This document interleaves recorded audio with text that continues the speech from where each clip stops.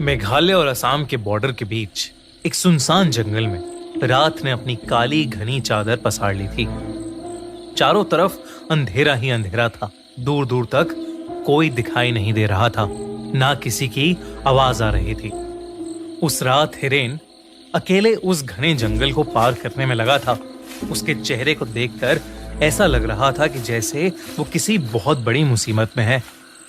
इस जंगल के बारे में माना जाता था कि अगर कोई भी इंसान सूरज ढलने के बाद यहाँ आता है तो उसे एक शैतान अपने वश में कर लेता है और वो फिर इसी जंगल में हमेशा हमेशा के लिए कैद हो जाता है।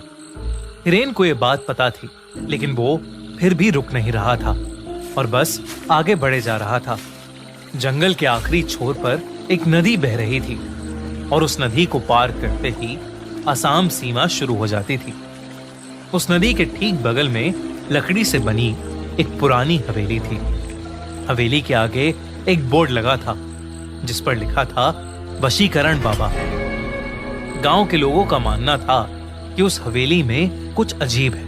वहां ऐसी शैतानी ताकतें हैं जो हवेली में रहने वाले बाबा के वशीकरण मंत्रों से इस दुनिया में आ गई हैं। 32 साल का हिरेन अब उस हवेली के ठीक सामने खड़ा था और जोर जोर से हाफ रहा था।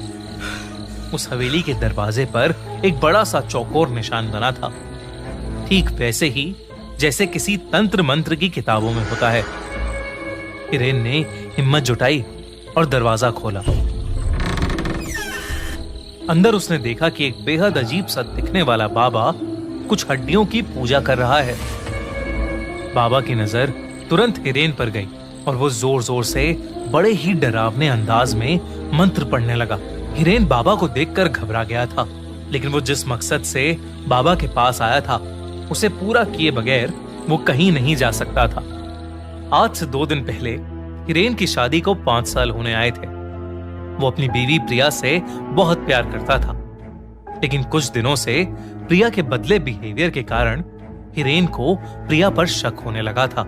उसे लगने लगा कि प्रिया का किसी और लड़के के साथ चक्कर चल रहा है, जिसे लेकर दोनों के बीच काफी लड़ाई हो गई और आखिर में बात डिवोर्स तक पहुंच गई और प्रिया उसे छोड़कर अपने एक दोस्त के घर रहने चली गई थी। हिरेन प्रिया पर शक करते करते पागल हो गया था। उसके दिमाग से प्रिया का ख्याल निकल ही नहीं रहा था।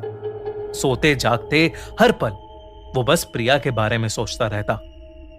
एक दिन जब वो बस से ट्रैवल कर रहा था तो उसकी नजर सीट के ऊपर लगे एक स्टिकर पर गई, जिस पर लिखा था सिर्फ 1 घंटे में खोए हुए प्यार को वापस पाएं, और इसी के साथ नीचे एक पता भी लिखा था। हिरेन अब उसी पते पर पहुंच चुका था, वशीकरण बाबा के पास।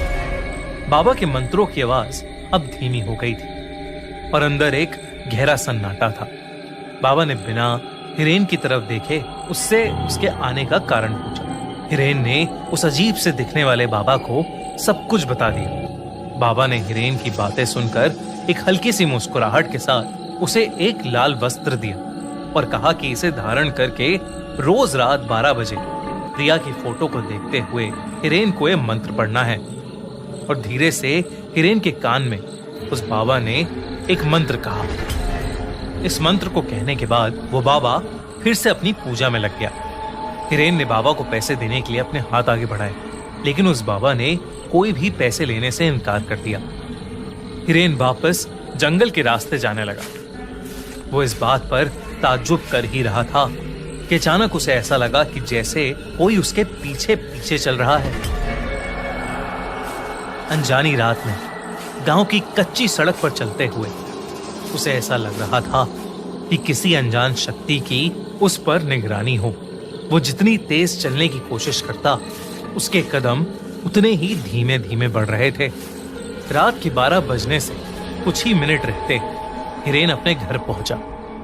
उसने पर्स से प्रिया की तस्वीर निकाली और बाबा का दिया हुआ लाल वस्त्र पहनकर वशीकरण बाबा के मंत्र का उच्चारण करने लगा।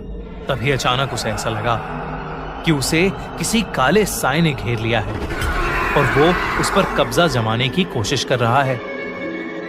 हिरेन ने अपना सर चारों तरफ घुमाया और जोर जोर से मंत्र पढ़ने लगा। कुछ ही पलों में वो काला साया वहां से गायब हो गया। हिरेन रोज ये करता। ऐसा करते करते कई दिन गुजर गए, लेकिन हिरेन की बीवी प्रिया अब भी उसके पास नहीं आई थी। हिरेन ने फिर से वशीकरण बाबा से मिलने का फैसला किया। हवेली पहुंचकर उसने बाबा को बताया कि प्रिया अब तक उसकी जिंदगी में वापस नहीं आई है। बाबा ने 2 मिनट के लिए अपनी आंखें बंद की और बताया कि हिरेन के गले में जो लाल धागा है वो उसके वशीकरण की शक्ति को कमजोर कर रहा है। हिरेन ने वो धागा तुरंत उतार दिया। बाबा ने ये भी कहा कि अगर वो प्रिया को इस हवेली में ला सकता है तो प्रिया जरूर हिरेन के पास वापस आ जाएगी। उस दिन भी हिरेन जब अपने घर वापस जा रहा था तो उसे ऐसा लगा जैसे कोई उसके पीछे पीछे चल रहा है और उसे देखे जा रहा है। लेकिन हिरेन जो प्रिया से बेहद प्यार करता था, उसे पाने के लिए वो कुछ भी करने को तैयार हो चुका था। अगले दिन हिरेन ने प्रिया को कॉल किया और माफी मांगने के बहाने प्रिया को उसी जंगल के पास शाम को मिलने को कहा। प्रिया ने कुछ पल सोचा और फिर मिलने के लिए मान गई। इतने दिनों बाद वो दोनों आज पहली बार मिल रहे थे। बात करते करते हिरेन प्रिया को हवेली के पास ले गया। जैसे ही प्रिया हवेली के पास पहुंची, उसे एक अजीब सी घुटन महसूस होने लगी थी। उसने हिरेन को तुरंत वहां से चलने को कहा, लेकिन हिरेन जबरदस्ती उसे हवेली के अंदर ले गया। बाबा ने जैसे ही प्रिया को देखा, उसने हिरेन को बाहर जाने को कहा और दरवाजा बंद कर दिया। पूरे 2 घंटे बीत चुके थे, लेकिन दरवाजा अभी तक बंद था। हिरेन को अब बहुत ज्यादा घबराहट होने लगी थी। कुछ देर बाद दरवाजा अपने आप खुला, लेकिन हिरेन ने जो दरवाजे के उस पार देखा, वो देखकर हिरेन के रोंगटे खड़े हो गए। अंदर प्रिया बेहोश पड़ी थी और उसके शरीर के चारों तरफ कैंडल्स जल रहे थे। वो बाबा प्रिया की बॉडी पर तरह तरह के निशान बना रहा था, लेकिन रोंगटे खड़े कर देने वाली बात ये थी कि प्रिया के पास एक बहुत ही भयानक सा काला साया मंडरा रहा था। बाबा ने हिरेन को कहा कि अब प्रिया वही करेगी जो हिरेन उसे बोलेगा, लेकिन इसके बदले उसे इस काले साए की सारी ख्वाहिशें पूरी करनी होंगी। हिरेन को कुछ समझ नहीं आ रहा था। उसने प्रिया को वहां से चलने के लिए कहा तो प्रिया एक कठपुतली की तरह उठकर खड़ी हो गई। वो एक जिंदा लाश से ज्यादा और कुछ नहीं थी। हिरेन प्रिया की ऐसी हालत देखकर पूरी तरह दहल गया था।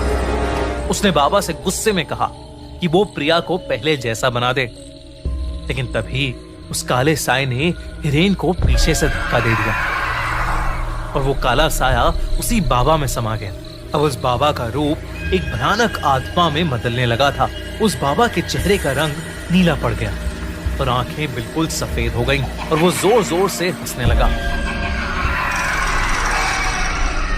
उस बाबा ने अपने भयानक रूप में बोला कि वो कोई मामूली इंसान नहीं है, बल्कि वो एक शैतान का साया है जो इस जंगल में न जाने कब से कैद था और उसने प्रिया की आत्मा चुरा के अपने आप को आजाद कर लिया है और हिरेन को हमेशा के लिए अपना गुलाम बना लिया है।